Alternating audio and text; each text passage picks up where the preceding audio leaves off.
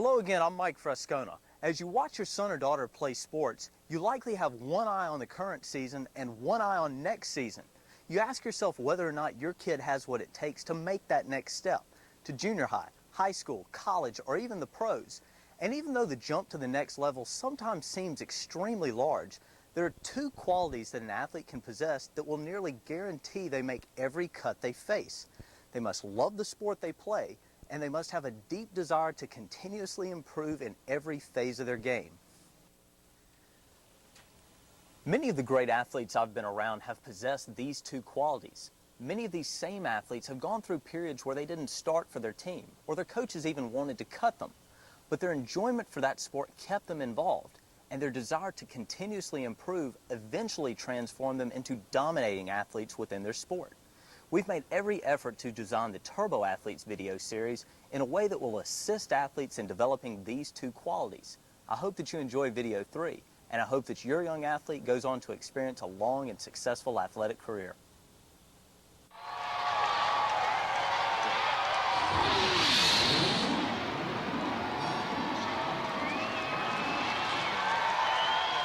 If speed is such an important part of sports, then why don't all athletes train like sprinters in track? After all, coaches constantly tell their athletes that they need to be a little or a lot faster. So why not train like a sprinter? Why not send all our soccer, football, baseball, and basketball athletes to track coaches? The answer to this question is firmly rooted in the need for a skill known as change of direction.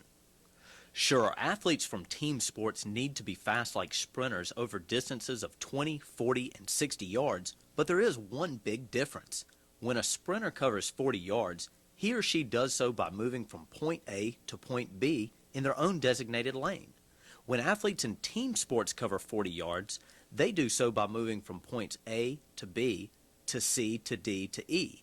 The ability to run fast is very important, but the ability to do it while changing direction is often even more important. The proper mechanics for changing direction are rather simple.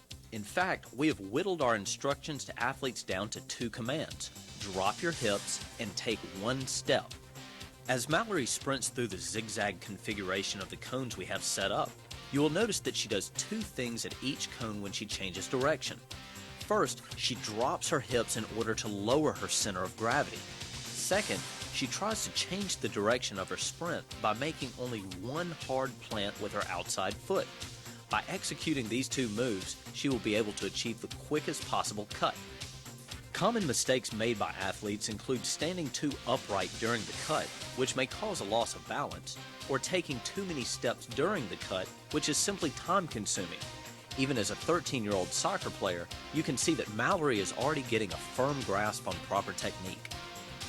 Because the need for change of direction skills often results from the pursuit of another player, we play a lot of games that require athletes to chase each other.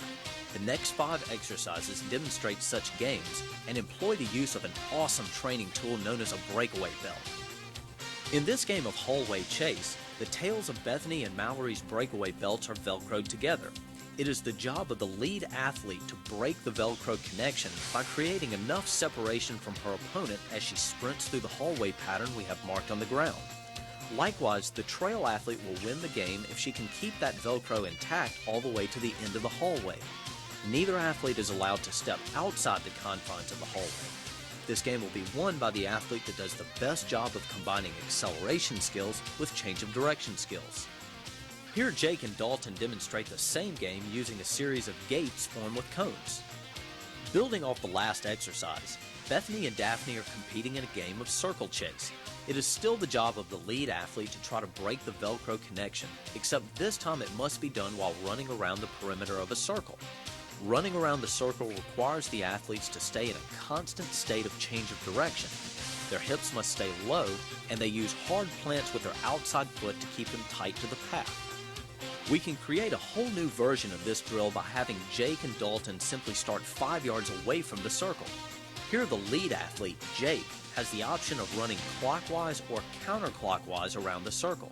The trail athlete, Dalton, does not know which direction Jake will choose and must react off his motions. By also throwing in a little head and shoulders fake before he makes his cut, Jake will make Dalton's job even more difficult. Here Taboris is working with Cody and Ruffin on a game of figure 8 chase.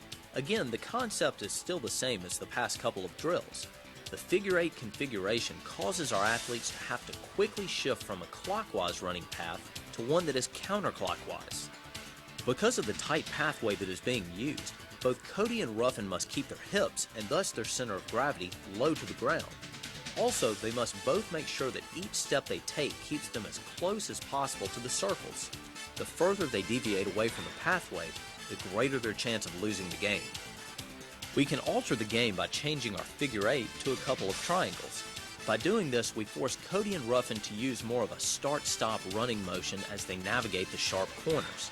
Also, the layout of the triangles creates a long straightaway in the middle where the lead athlete can create some quick separation after coming off the corner. Again, success in this game requires a wonderful combination of acceleration and change of direction. The final chasing game we'll demonstrate is Jungle Tag.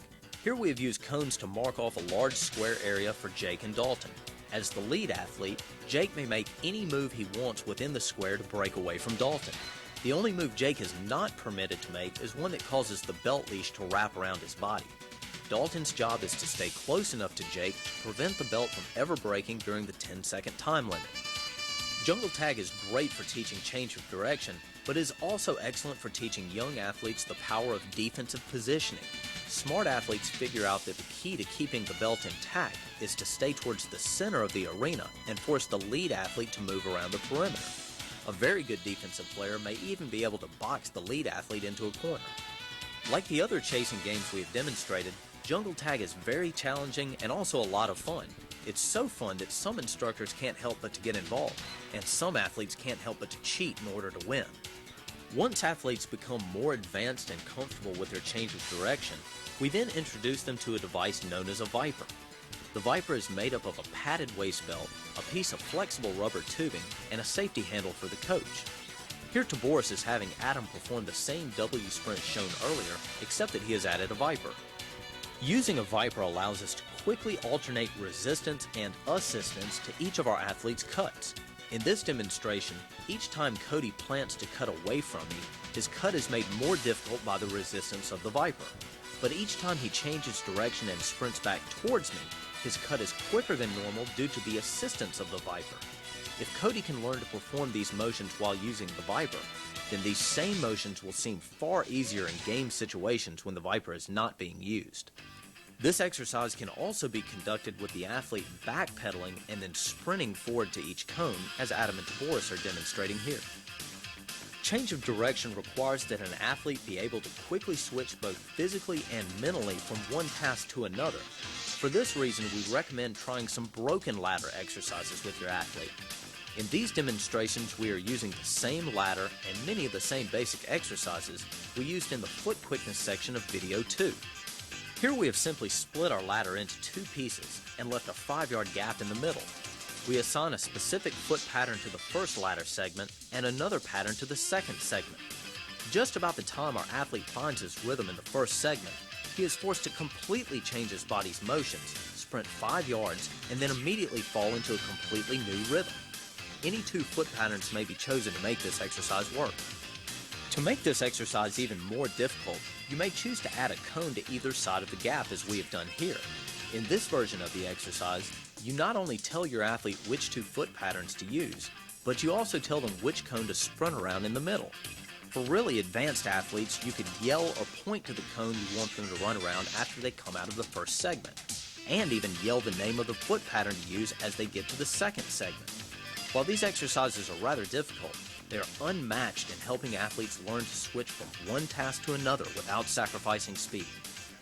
Similar to, but more difficult than the last exercise, are drills that involve the shatter ladder. While the last group of exercises employed 2 ladder segments of equal lengths, the shatter ladder is composed of 5 ladder pieces ranging in size from 2 to 6 holes. Keep in mind that you need not own a shatter ladder in order to conduct these drills. You can get the exact same effect by spray painting or taping your own ladder pattern onto the ground. Here Rusty has scattered the ladder pieces over a small area, given Sean 2 different foot patterns to use, and mapped a path for Sean to follow through the pieces.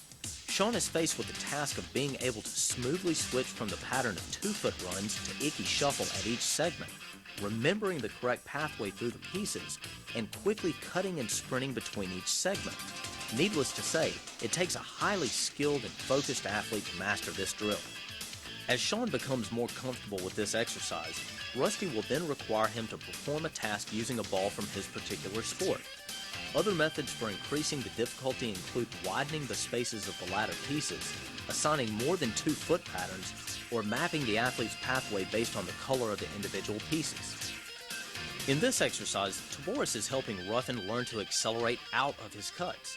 He has placed a 1-pound hand weight in each of Ruffin's hands and has instructed him to sprint directly at him as fast as he can.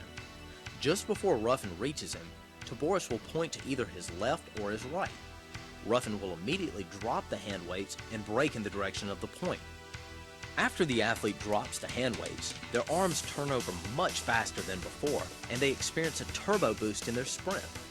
By causing this increase in speed to take place at the same moment as the cut, we teach the athlete to control their body during high-speed breaks, and we condition the athlete's body and mind to associate changing direction with higher speeds.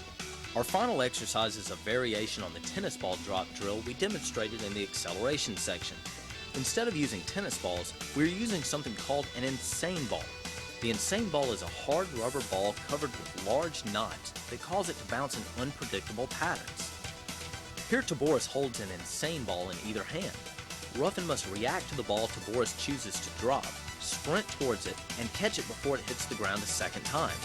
This is exactly like the tennis ball version of the exercise, except once the insane ball hits the ground, the athlete has no idea where it's going to go. This exercise teaches athletes to quickly redirect their motion based on unexpected movements from their opposition. As mentioned earlier, the ability to run fast is very important, but the ability to do it while changing direction is even more important.